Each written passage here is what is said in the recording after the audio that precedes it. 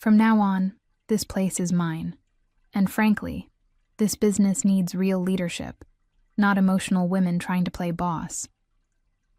Mason's voice cut through the morning staff meeting like a blade, his chest puffed out with newfound authority. I sat there, watching my brother deliver his first speech as owner of McKay's Southern Kitchen, the restaurant I'd poured 12 years of my life into. My name is Sabrina McKay. I'm 36 years old, and until that moment, I thought I understood what betrayal felt like. I was wrong. The sting of his words wasn't just about gender. It was about erasing everything I'd built, every late night I'd spent perfecting recipes, every customer relationship I'd nurtured, every financial crisis I'd navigated while he was out charming investors and taking credit. I looked around the table at the faces I'd worked alongside for years. Jennifer, our head server, stared at her hands. Carlos, our line cook, shifted uncomfortably. Even Sweet Bethany from the pastry station looked like she wanted to disappear. They all knew who really ran this place, who created the signature dishes that kept customers coming back, who balanced the books and managed the suppliers. "Any questions?" Mason asked, his smug smile making my stomach turn. The silence stretched thick and uncomfortable. I could feel everyone waiting for my reaction, expecting me to fight back, to defend my territory. Instead, I stood up slowly, my chair scraping against the worn wooden floor. "Congratulations on your promotion," I said, my voice steady and calm. The words carried no sarcasm, no anger, just cold professionalism. Mason's smile faltered slightly, as if he'd been expecting a different response. I walked toward the door, my footsteps echoing in the sudden quiet. Behind me, I heard Mason clear his throat, trying to regain his momentum. "Well then, let's talk about the changes we'll be implementing immediately." But I was already gone, pushing through the kitchen doors one last time. The familiar smells of cornbread and collard greens that had once felt like home now seemed like ghosts of what used to be. I grabbed my purse from the office, my former office, and walked out the back door without looking back. The Charleston morning air hit my face, warm and humid even at 9 a.m. I sat in my car for a moment, hands gripping the steering wheel. Mason thought he'd won something today. He thought he'd finally put me in my place, claimed what he believed was rightfully his as the eldest son. What he didn't realize was that he'd just made the biggest mistake of his life. I pulled out my phone and scrolled to a contact I'd been avoiding calling for weeks. "Hello, Mr. Patterson. It's Sabrina McKay. I'm ready to sign that lease." Growing up in the McKay family meant understanding your place in the hierarchy. My father, Thomas McKay, had built our restaurant from nothing in 1987, transforming a tired diner into Charleston's beloved McKay's Southern Kitchen. My mother, Patricia, worked beside him for 30 years, managing front-of-house operations with grace and warmth that kept customers returning generation after generation. Mason, being 3 years older and the only son, was always positioned as the heir apparent. Even as children, he got the choice cuts at dinner while I helped clear plates. When we both started working at the restaurant as teenagers, he was introduced to customers as the future owner, while I was simply Thomas's daughter who helps out. But helping out became my life's work. After college, while Mason bounced between sales jobs and entrepreneurial ventures that never quite took off, I moved back home and threw myself into the restaurant. I wasn't officially management, but somehow every crisis landed on my desk. When suppliers needed paying, they called me. When the health inspector showed up unexpectedly, I handled the walkthrough. When customers complained about service or praised a new dish, they asked for me specifically. I spent 5 years learning every aspect of the business. I modernized our inventory system, negotiated better contracts with local farmers, and created 3 of our most popular menu items, including the bourbon peach cobbler that food bloggers drove from Atlanta to try. I worked 60-hour weeks without complaint, skipping family vacations and social events because someone needed to mind the restaurant. Mason, meanwhile, had discovered his talent for schmoozing. He'd breeze in during busy Friday nights, work the dining room like a politician, and leave with phone numbers from potential investors or local business owners. Our parents loved watching him network, convinced his charm would take the restaurant to the next level. "Sabrina's the detail person," my mother would say fondly. "But Mason has vision." The irony wasn't lost on me. My vision had increased our revenue by 30% over 3 years. My details kept us profitable when other family restaurants in the area were closing. But Mason's charisma made him the natural choice for leadership in our parents' eyes. 2 months ago, when Dad announced his retirement plans, I'd foolishly hoped my years of dedication would finally be recognized. Instead, he called a family meeting to discuss transitioning ownership to Mason. I sat there, watching my brother nod seriously as if he'd been preparing for this moment his entire life, rather than showing up sporadically to glad-hand customers. "You'll be invaluable support for him," Dad assured me. "Every good leader needs a strong right hand." A right hand. After 12 years of being the backbone, I was being offered a supporting role in my own story. I smiled and nodded, but that night I started making phone calls. If they wanted Mason to lead, he could learn to do it without me. The morning of Mason's official takeover, I arrived at the restaurant 2 hours early, just like always.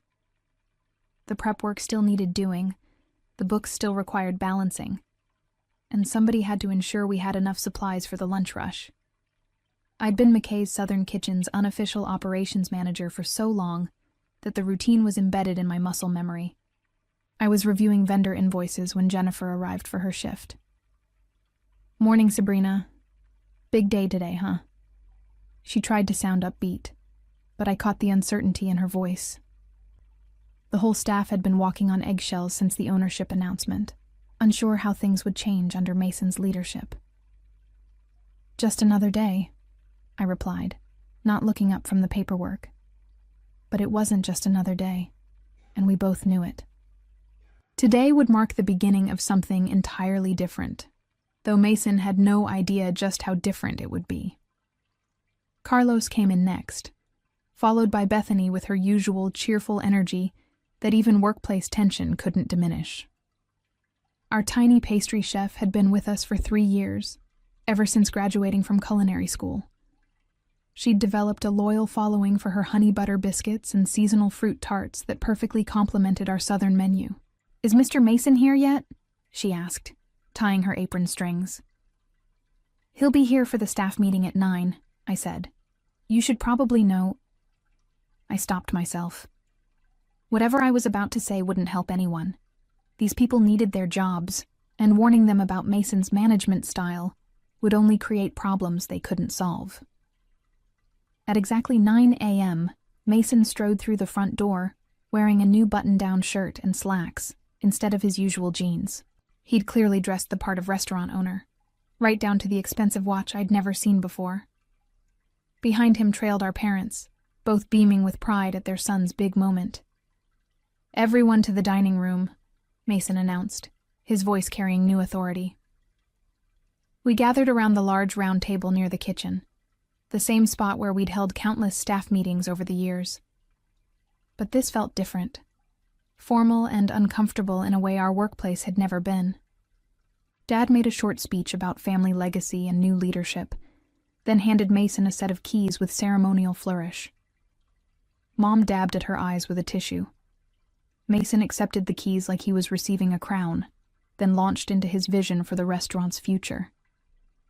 That's when he delivered his crushing blow about emotional women and real leadership. That's when 12 years of my life were dismissed with a few careless words. That's when I realized that staying would mean watching everything I'd built be claimed by someone who'd never earned the right to own it. So I stood up, congratulated him with perfect composure, and walked away from the only professional home I'd ever known. But I wasn't walking away empty-handed. I was walking towards something bigger. The drive downtown to Patterson Properties took 15 minutes, but it felt like crossing into another lifetime.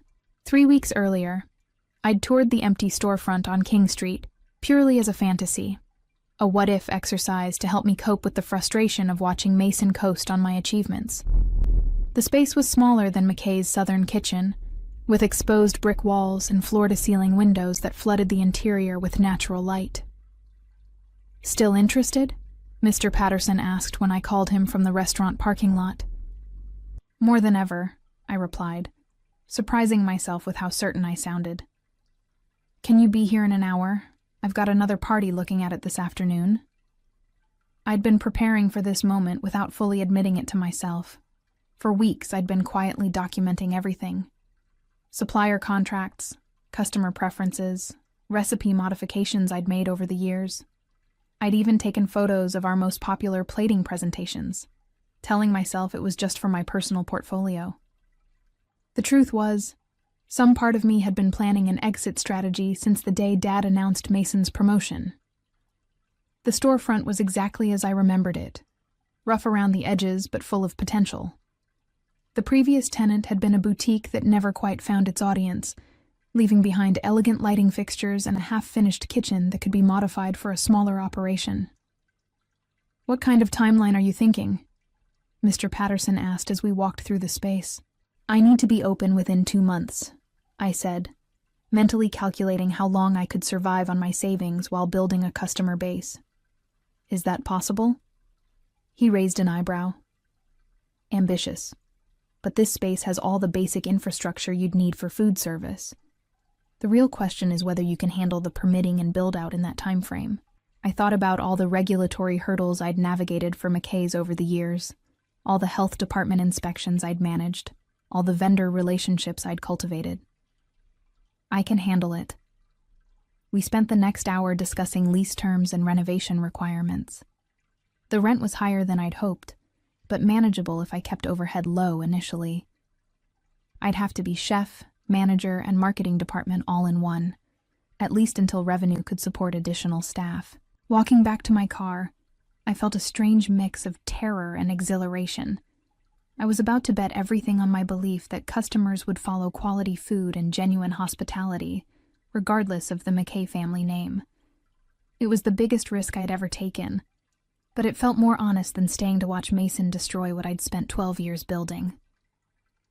My phone buzzed with a text from Jennifer. "Are you okay?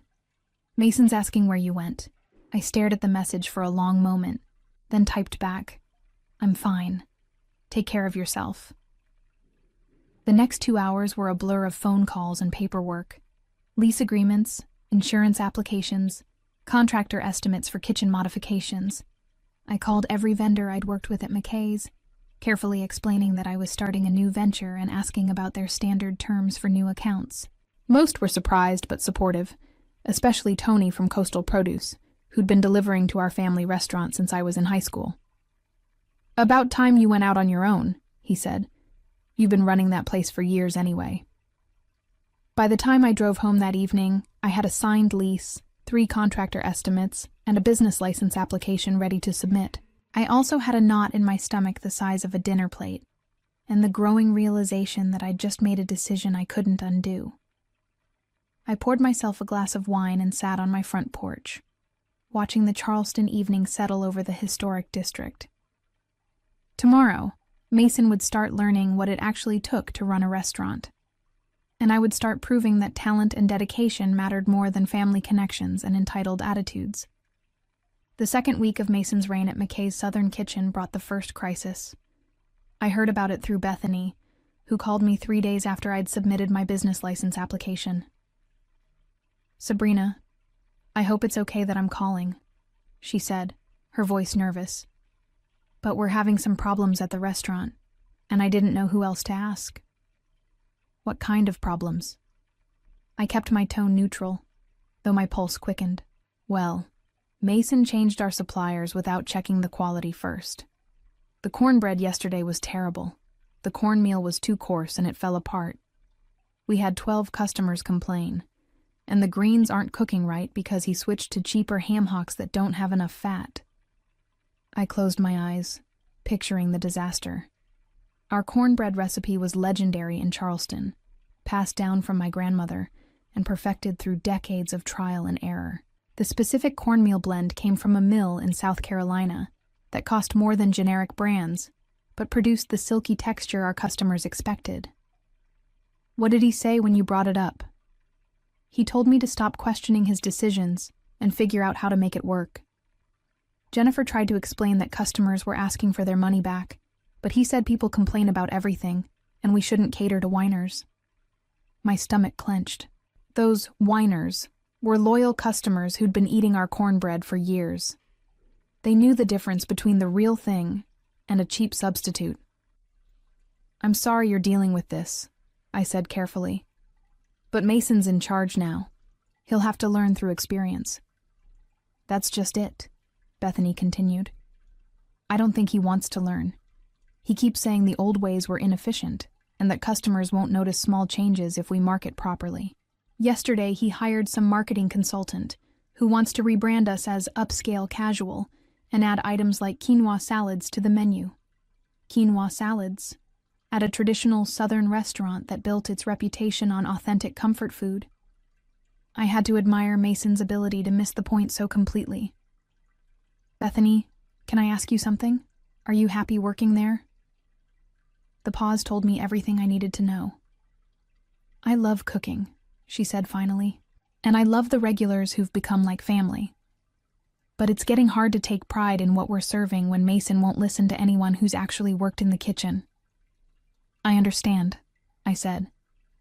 "And if you ever want to talk about other opportunities, I'm always here." After we hung up, I sat staring at my laptop screen, where I'd been working on menu concepts for my new restaurant. I'd planned to start small and simple, focusing on a few signature dishes done exceptionally well. But if Mason was already alienating customers and staff, maybe I could move faster than I'd originally planned. I called Carlos next, then Jennifer. Both conversations followed the same pattern: frustration with Mason's changes, concern about declining food quality, and careful questions about what I was planning for my new venture. I didn't recruit anyone directly, but I made it clear that talented people would always have a place with me.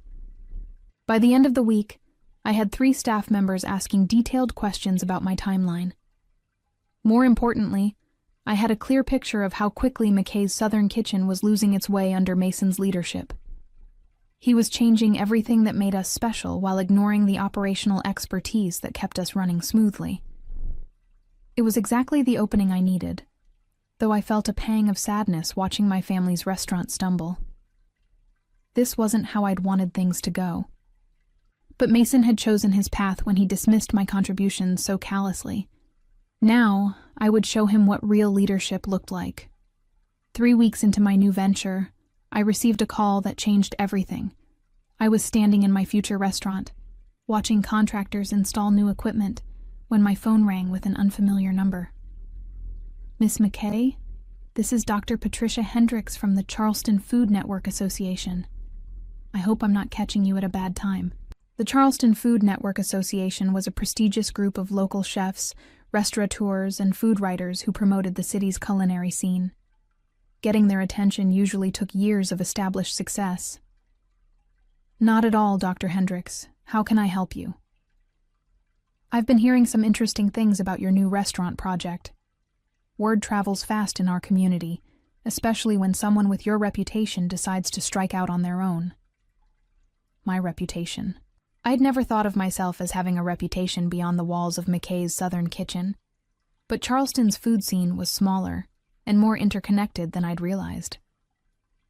"Several of our members have mentioned their experiences at McKay's over the years," she continued. "Consistently, they've noted the exceptional quality of certain dishes and the operational excellence that kept the restaurant running smoothly. Many assumed you were the executive chef, given the caliber of the food." "I was the operations manager," I said, choosing my words carefully. "But I did develop several menu items and oversee quality control." "Ah, that explains a lot. The reason I'm calling is that we have an opening in our autumn showcase event.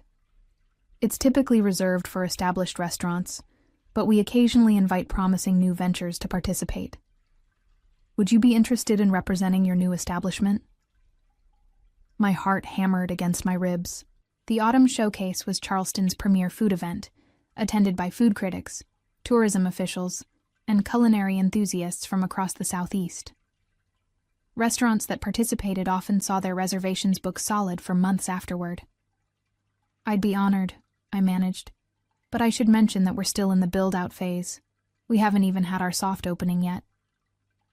"When are you planning to open?" I did quick mental calculations. The contractors promised to finish kitchen installations by the following week. I'd need at least 2 weeks for staff training and recipe testing. 6 weeks from now, if everything goes according to schedule. Perfect. The showcase is 8 weeks out, which gives you time to work out any opening issues. I'll email you the details and vendor information. After she hung up, I stood in my empty dining room, barely believing what had just happened. Someone had recommended me for Charleston's most important food event based solely on my work at McKay's. Someone had noticed that the quality they associated with our family restaurant came from my efforts, not Mason's charm. I called my contractor immediately. "Jerry, what would it take to move our timeline up by a week?" "Possible, but it'll cost extra for overtime crews. Why the rush?" "I just got invited to participate in the Charleston Food Network's Autumn Showcase. This could make or break the entire venture." "In that case, let's make it happen. When do you need to be serving customers?" 5 weeks from today." Jerry whistled low. "You're cutting it close, but I like your confidence. Let me make some calls." As I drove home that evening, I realized that everything was accelerating beyond my original plans. I'd hoped to build slowly, establish a local following, and gradually grow the business. Instead, I was about to launch directly into Charleston's culinary spotlight. But maybe that was exactly what I needed. Mason had dismissed me as an emotional woman playing boss. In 5 weeks, I'd be serving food to some of the most discerning palates in the Southeast, representing everything I'd learned about hospitality and excellence over 12 years. Let him try to explain that away to our parents. McKay's table opened on a humid Thursday morning in October, with no fanfare and no advertising budget. I'd chosen the name carefully, keeping the family connection while making it clear this was my establishment. The soft opening was intentionally quiet, just a few dozen customers who'd heard through word of mouth. Jennifer, Carlos, and Bethany had all given their notice at McKay's Southern Kitchen the previous week, timing their departures to coincide with my opening. I hadn't asked them to leave their jobs, but I'd made it clear that talented people would always have opportunities with me.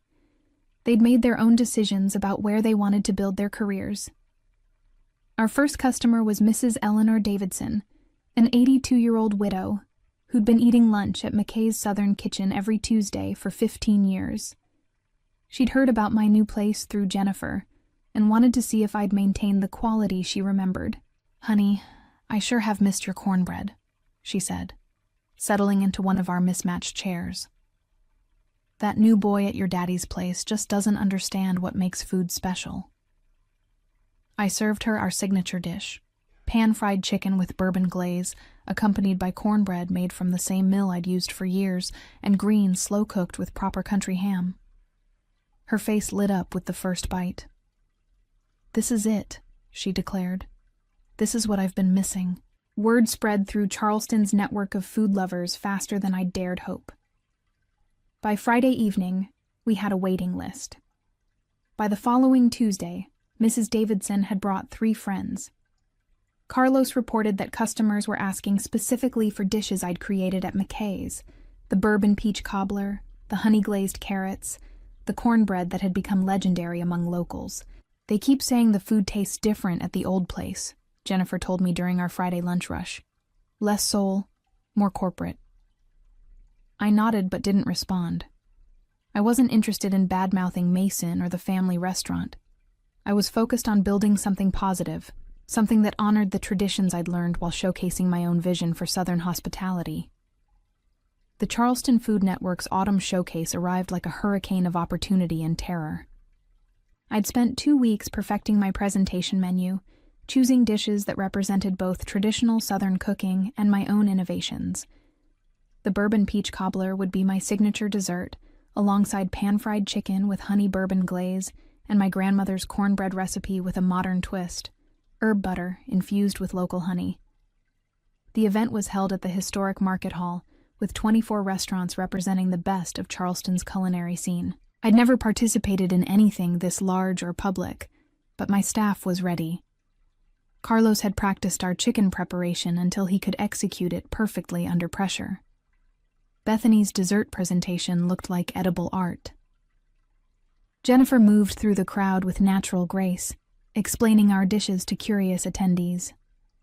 Dr. Hendricks found me during the evening rush, watching as food critics and local celebrities sampled our offerings. Miss McKay, I have to tell you, your booth has generated more positive comments than any newcomer in the showcase's history. Really? I tried to keep the excitement out of my voice. The food speaks for itself, but people are also talking about the story. A talented woman leaving the family business to build something of her own resonates with a lot of our community members. As the evening wound down, I looked around at my exhausted but triumphant team. We'd served over 300 people, handed out business cards, and booked reservation requests for the next 6 weeks. More importantly, we'd proven that McKay's Table belonged in Charleston's top tier of dining establishments. The next morning, I found a review in the Charleston Post and Courier's food section that made my hands shake. McKay's Table brings soul back to Southern cuisine, proving that authentic flavors and genuine hospitality never go out of style. Mason called me that afternoon for the first time since I'd left. I let it go to voicemail. As I reflected on my journey from dismissed sister to independent restaurant owner, I realized that Mason's cruelty had actually been a gift. It forced me to discover my own strength and build something truly mine. The taste of that victory was sweeter than any bourbon peach cobbler I'd ever made.